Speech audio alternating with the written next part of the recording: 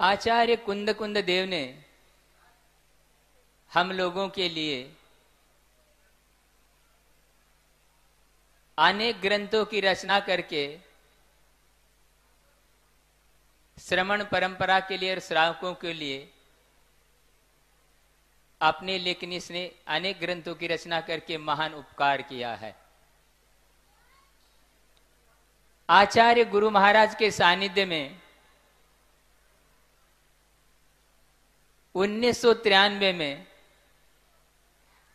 रामटेक में जब हम लोग थे प्रथम चातुर्मास ब्रह्मचारी अवस्था में, उसके पूर्व में ग्रीष्म काल में आचार्य महाराज जी ने रत्नकर्ण श्रावकाचार पढ़ाया था बीनाबारा में। वहां भी शांतिनाथ भगवान ही थे।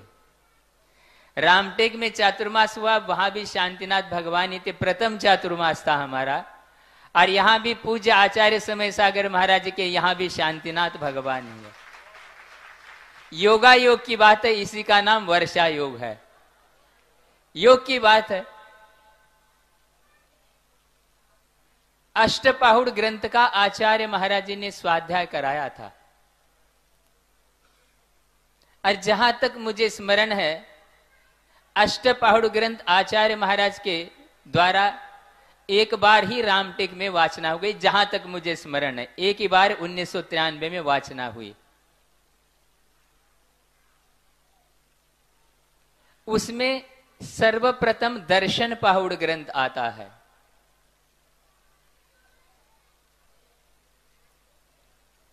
उस दर्शन पाहुड़ में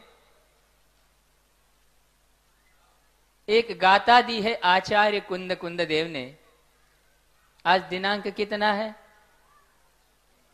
26 है। 26 अगस्त है। 15 अगस्त हो गया, 26 जनवरी भी आता है, जो आपके लिए राष्ट्रीय त्योहार के रूप में मनाया जाता है। आप लोग इस दर्शन पाहुड़ में आचार्य कुंद कुंद देव ने जिनेन्द्र मुद्रा का, सम्यक्त्व का, जिनमत का अनेक उद्देश्यों को लेकर के कथन किया है। और इसलिए हम लोग जब इस साहित्य का स्वाध्याय करते हैं, और वो भी आचार्य महाराज जैसे जो श्रेष्ठ महान आचार्य थे, उसमें गाथा आती है 26वें क्रमांक की। असंजदम न वंदे वत्तविहीनो वितो न वंदिज दो निविहोन्ति समाना एगो विन संजदो होदी। असंयमी कभी भी वंदनीय नहीं होता। वंदना और विनय में जमीन आसमान का अंतर है। विनय और वंदना में जमीन आसमान का अंतर है। ये कुंद कुंद देव मूल गाथा में लिख रहे। असंजदम न वंदे, असंयमी की कभी भी वंदना नहीं होती। क्यों? मार्ग जो होता है रत्नत्रयात्मक होता है, इसलिए असंयमी कभी वंदनीय नहीं होता। उसका यथायोग्य विनय तो किया जा सकता है, लेकिन वंदना नहीं होती। वत्तविहीनो तो भी वंदिज। अब यहां पर आचार्य महाराज आगे के चरण में कह रहे, और जो वस्त्र से रहित है वो भी वंदनीय नहीं है। तो महाराज किसकी वंदना करेंगे? दोन्ही भी होन्ति समाना एगो विन संजदो होदी। यदि मात्र मुद्रा है, लेकिन प्राणी संयम, इंद्रिय संयम का यदि पालन नहीं हो रहा है, मुद्रा मान्य होती है, होगी तो इसी मुद्रा की वंदना। लेकिन यहां पर कुंद कुंद देव कह रहे केवल मुद्रा की वंदना नहीं होती, वंदे तदगुण लब्धे। वंदना किसकी होती है? गुणों की वंदना होती है। साधु के गुण कितने होते हैं? 28। 28 क्या होते हैं? मूल गुण। और उत्तर गुण वो तो महाराज आप जानो, बात तो सही है। 12 तप और 22 परिचय ये उत्तर गुण होते हैं।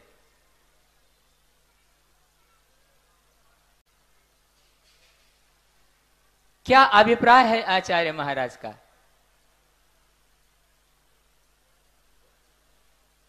क्योंकि यहां आचार्य महाराज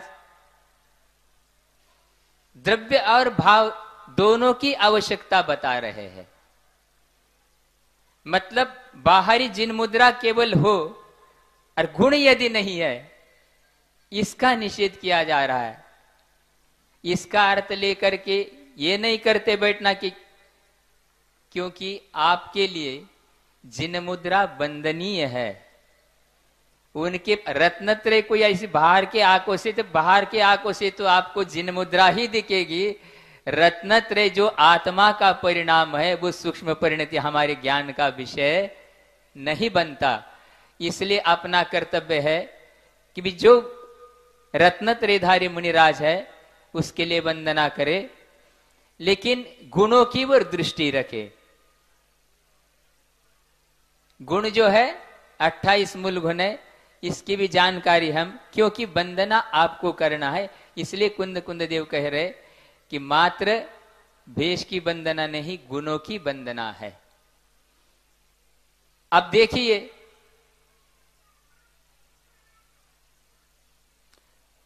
अट्ठाईस मूल गुण में से मान लो कोई मूल गुण कम कर दिया जाए, चल जाएगा? या तो बढ़ा दिया जाए? बढ़ा भी नहीं सकते। हम लोग 28 जो मूल गुण है, 5 महाव्रत,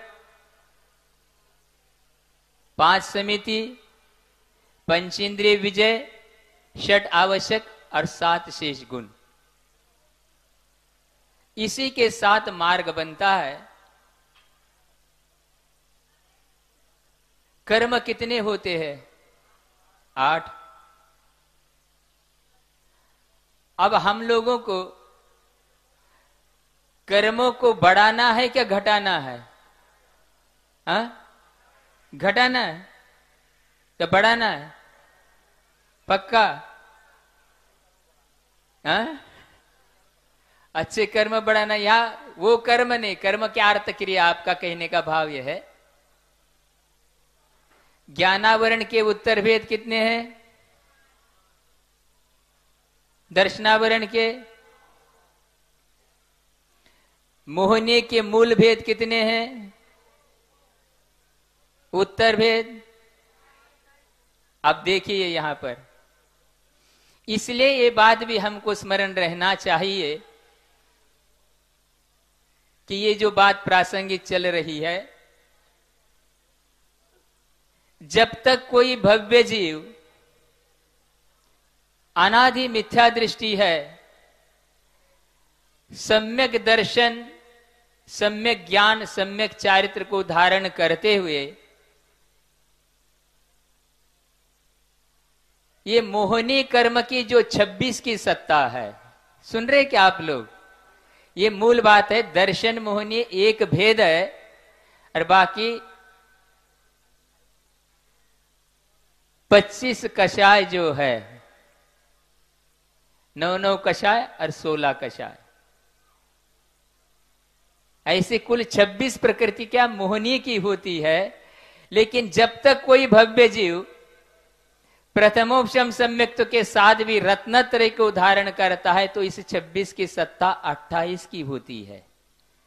सम्यक दर्शन, इसके लिए आचार्य नेमिचंद्र महाराज ने ना, जनते न कोदव्वम, जैसे आप यहां पर रोज आपके काम में आ रहा है, ये जब आप गेहूं को पीसते तो क्या होता है? रवा, मैदा, चापर, 3 चीजें हो गई। इसी प्रकार सम्यक दर्शन परिणाम से अकेला मिथ्यात्व जो है उसके 3 खंड होते हैं। मिथ्यात्व तो पहले था ही सम्यक मिथ्यात्व, और सम्यक प्रकृति। इसलिए पहले 2 कर्म बढ़ते हैं जब मोक्ष मार्ग प्रारंभ होता है। 26 की 28 सत्ता और 28 मूल गुण जिनके पास होते हैं वही मोक्ष मार्गी है। असंजदम न बंदे, सुन रहे क्या? असंयमी तो वंदनीय है ही नहीं, लेकिन संयमा संयमी भी उनकी जो मुद्रा है वो विनय के, आदर के, दान के पात्र है, लेकिन ये भी संयमी नहीं कहलाते। इसका नाम है संयमा संयम। सुन रहे क्या आप लोग? उनके अनुसार, उनके लिए इच्छा में, बंदा में जो भी व्यवहार है, सारा आदर सत्कार, ये सब सारा आगम सम्मत है, लेकिन ये भी संयमी नहीं कहलाते। क्यों? पंचम गुण स्थान है। इसका नाम क्या है? संयमा संयम, वीरता विरत। और आचार्य महाराज का कई लोग कहते महाराज संस्मरण, तो आचार्य महाराज का संस्मरण सुन लो।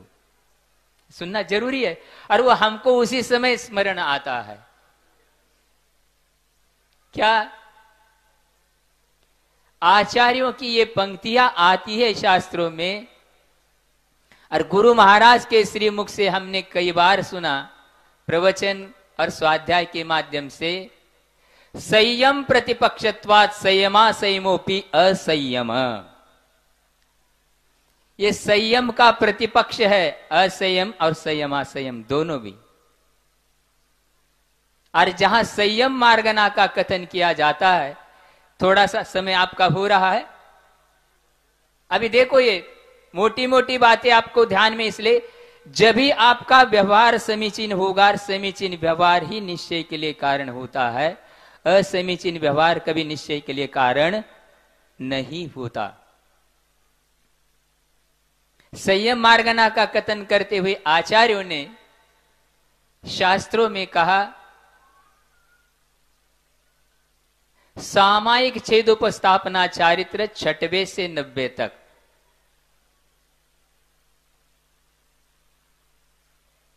परिहार विशुद्धि 6वें 7वें में। सूक्ष्म सांप्राय 10वें गुण स्थान में। और यथा क्या चारित्र 11 से 14। इसलिए श्रमणों के अलावा नीचे किसी के पास चारित्र आगम में ही नहीं कहा गया है। और इसलिए पंचम में कहा, अब अथ संयम प्रतिपक्ष कथयति। अब ये 5 प्रकार के चारित्र के बाद ब्रह्मदेव सूर्य की टीका देख लेना आप। संयमा संयम एकमात्र 5वें गुण स्थान में, और 1 से 4 गुण स्थान तक असंयम। आचार्य महाराज जी ने भी कई बार बोला, कई लोग आविर्यत सम्यक दृष्टि में ही मार्ग मानने लग जाते हैं, तो कई लोग पंचम में भी मार्ग प्रारंभ नहीं होता। आप लोग वीतराग मार्ग को मानते हैं क्या, सराग को? पक्का? हाँ। अभी सब आप लोगों ने यहां पर ये ला के रख दिया, अच्छा होगा, इसका उपयोग होगा। आज जब अमरकंटक में रत्नकर्ण श्रावकाचार्य का स्वाध्याय चल रहा था, ईस्वी सन 2003 में,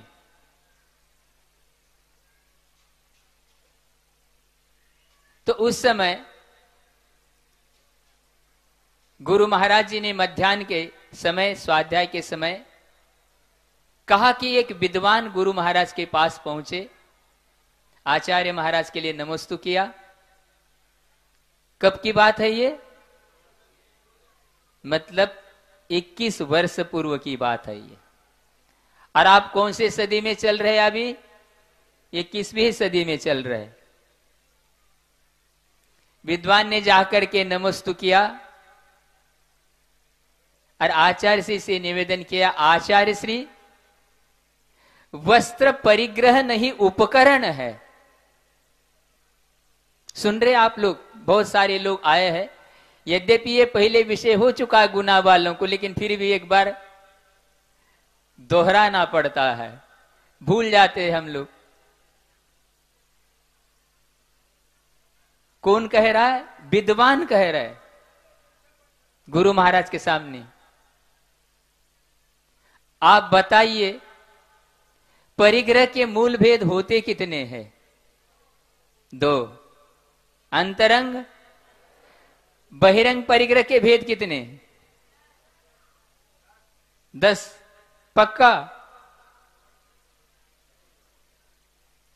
क्योंकि बदल जाते हैं फिर 2-3 होते हैं ना ऑप्शन उत्तर, ये नहीं तो ये नहीं तो माइनस मार्किंग होती है, होती कि नहीं होती?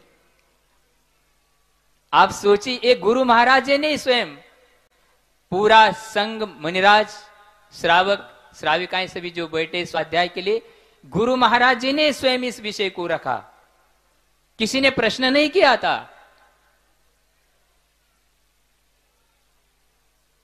गुरुदेव, वस्त्र परिग्रह नहीं उपकरण है। अब क्या उत्तर दिया होगा गुरु महाराज जी ने? मोक्ष मार्ग से नेतारम भेत्तारम कर्म भूताम ज्ञातारम विश्व तत्वानाम वंदे तद्गुणे। मोक्ष मार्ग के नेता तीर्थंकर होते हैं। आज नहीं है, श्रुत केवली नहीं है, महान बड़े बड़े आचार्य नहीं है, तो ये आचार्य परमेष्टि हमारे लिए नेता है मोक्ष मार्ग की।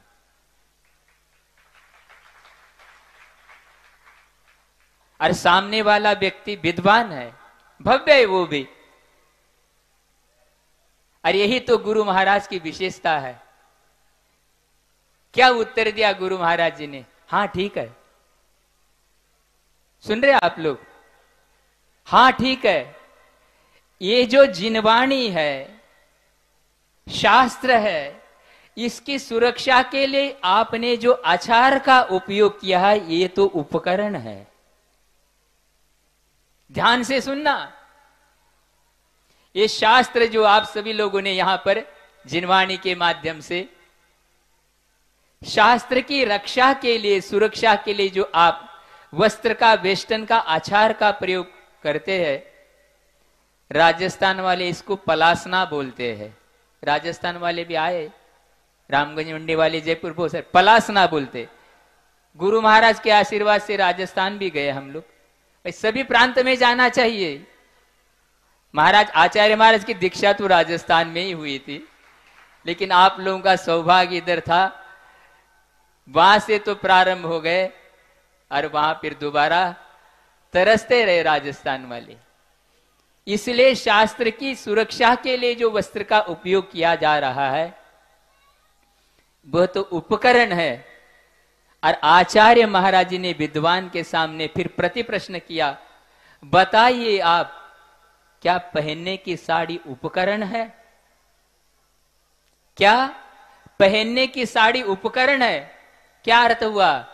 वो परिग्रह ही है।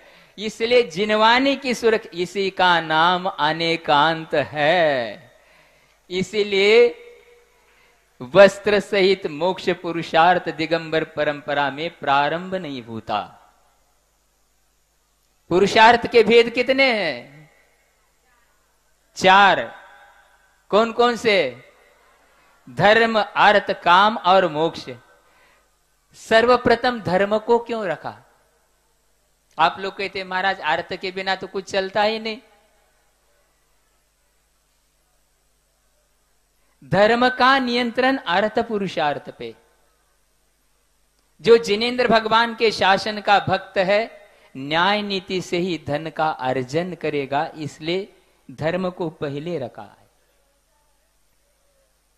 और जो मान लो इस मार्ग पे नहीं आ रहा है, तो धर्म परंपरा चलने के लिए योग्य कुलीन कन्या के साथ विवाह करना, इसलिए धर्म के अनुसार ही काम पुरुषार्थ करना है। धर्म के अनुसार यदि नहीं करेगा, वो तो वासना कहलाएगी, पुरुषार्थ के अंतर्गत नहीं आएगा। आचार्यों के वचन देखो कैसे है। इसीलिए आप देखो, समय आपका हो रहा, कोई व्यक्ति है घर में ही रह रहा है, घर में रहते हुए आप लोग कितने पुरुषार्थ कर सकते हैं? 4 में से? हाँ, आवाज नहीं आ रही। 2-3 व्यक्ति तो बोल रहे कम से कम 3। कौन कौन से? बहुत अच्छा। तो अकेला एक पुरुषार्थ भी हो सकता है। काम और अर्थ को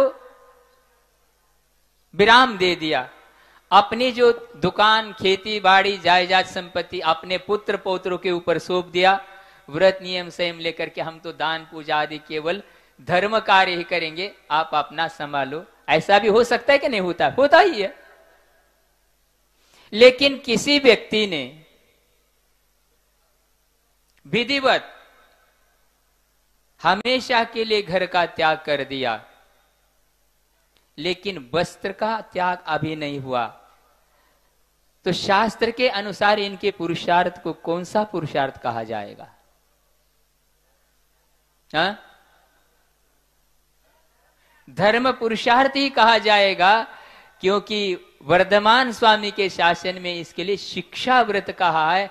अभी मुनि बनने की शिक्षा ले रहे, जैसे नवक्षुल्लक जी आचार्य महाराज के संग में विराजमान है। ये किसकी शिक्षा ले रहे? गुरु महाराज के साथ रह करके मुनि बनने, इसी का नाम शिक्षा व्रत है। और वस्त्र सहित यदि मोक्ष पुरुषार्थ मानोगे तो वस्त्र सहित मुक्ति मानने वालों के पक्ष में ही आप चले जाओगे। इसलिए ये गाथा क्रमांक 26 जो है कुंद कुंद देव की, हमेशा याद रखने लायक है। क्योंकि हो ये रहा है, अपने को वस्तु का स्वरूप ही पता नहीं है। इसलिए अब अंत में एक बात कह करके इसको विराम देता हूं। क्योंकि पहले भी हम लोग जहां विद्यालय में पढ़ते थे, हम तो कोई स्वाध्याय तो करते थे, वहां भी धार्मिक शिक्षा दी जाती थी, पाठशाला भी पढ़ते थे हम लोग, होता ये था। लेकिन हम तो लिखना कोई ज्यादा पढ़े, हम तो खेल में थे। सबसे ज्यादा प्रसिद्ध खेल कौन सा है? हा? क्रिकेट, ज्यादा वही होता। हम लोग भी खेलते थे उस समय। क्रिकेट में अंपायर कितने होते हैं? 2। बहुत अच्छा। लोग आज कहते महाराज 3, ये आज का आ गया 3 का, लेकिन अंपायर 2 ही होते जब हम खेलते थे। इसी प्रकार मोक्ष मार्ग में भी मेरे विचार से अंपायर 2 ही होते हैं। कितने अंपायर होते हैं? कौन से? आ? आज वर्तमान में श्रमणों को कैसा आचरण करना चाहिए, श्रावकों को कैसा आचरण करना चाहिए, इसका मूल आधार क्या है? क्या आधार है? हा? ये सामने जो रखा है आगम ग्रंथ, श्रद्धानम परमार्थानाम माप्तागम तपोव्रताम। आगम मूल आधार है, और आगम के अनुसार चलने वाले आचार्य परमेष्टि, मतलब बीतरागी जो दिगंबर गुरु है, उपाध्याय साधु। इसलिए मोक्ष मार्ग में आगम और आगम के अनुसार चलने वाले गुरु 2 ही अंपायर है। तीसरा अंपायर कोई यहां पर, तीसरा अंपायर आ गया तो खेल को बंद करना पड़ेगा। इसलिए असंजदम न बंदे वत्त भी नोवितो न बंदिज, दोनी होंति समाना एगो विन संजदो होदे। इसलिए इस बात को हम लोग ध्यान में रखते हुए, आप लोग दूर दूर से आए हैं, आप लोगों का भावना था, मेरा भी भाव यही था, लेकिन आचार्य महाराज नहीं आ पाए। कोई बात नहीं है, लेकिन आशीर्वाद तो सबके लिए है। और आज हम लोगों के लिए हमेशा गुरु महाराज जैसा, अब यहाँ पर दोनों समय यहाँ पर स्वाध्याय चल रहा है, जितने भी लोग लाभ ले रहे हैं, कि जो उन्होंने आज तक गुरु के मुखारबिंद से प्राप्त ज्ञान है, हम लोगों के लिए नई नई बातें यहाँ और मिल रही है। और सौभाग्य है हमारा कि पंचास्तिकाय ग्रंथ आचार्य महाराज के द्वारा हमको पढ़ने को नहीं मिला था उस समय संघ में। समय सार पढ़ा, प्रवचन सार पढ़ा, अष्टपाउड़ और भी ग्रंथ पढ़े, लेकिन पंचास्तिकाय ग्रंथ नहीं हुआ था। ये युग यहाँ पर खजुराहो शांतिनाथ भगवान के पाद मूल में आया। हम लोग सब और हमेशा एक बात ध्यान रखे, धर्म की कभी भी चर्चा करे तो आप लोग लक्षण से चर्चा करें। गुरु का लक्षण, आप्त का लक्षण, शास्त्र का लक्षण, व्यक्ति विशेष के नाम से चर्चा, व्यक्ति विशेष के नाम से चर्चा करेंगे तो वहां मार्ग नहीं कहलागा, व्यक्ति की बात आएगी। और जो उस लक्षण में आएगा सभी हमारे लिए आदरणीय पूजनीय है, इसमें कोई संशय की बात है ही नहीं। इस प्रकार हम लोग इस कार्य को समझते हुए और अपने जीवन में कल्याण के मार्ग पे चढ़े और वितराग मार्गता का ही हम लोग अनुसरण करें। सरागता हमारे लिए यही है, इसको ध्यान में रखे और अपने कल्याण की ओर बढ़े। हम लोग भी एक दिन जहां पर शांतिनाथ भगवान है वहां पर सभी लोग पहुंचे, लेकिन उसी रास्ते से। एक बात और है, क्या? विधान, पूजन, स्वाध्याय समूह में मिलकर के हो सकता है, होता है, और कोई बाधा नहीं है। लेकिन जहां तक मैं समझता हूं मोक्ष मार्ग पब्लिक कैरियर नहीं, प्राइवेट कैरियर है। जो जिस रास्ते से चलेगा वही उस वहां तक पहुंचेगा। जो आजू बाजू में चला जाएगा तो वहां पर रास्ता कैसा होगा? इसलिए किसी ने कहा, सज्जन को सज्जन मिले तो होवे दो दो बात। सज्जन को सज्जन मिले तो होवे दो दो बात, दुर्जन को दुर्जन मिले तो खावे दो दो। अब आगे का आपसे बोलो महावीर भगवान की। बोधि समाधि परिणाम शुद्धि, स्वात्मोपलब्धि शिव सौख्य सिद्धि, चिंतामणि चिंतित वस्तुदानी त्वामंद मानस्य ममास्तुति।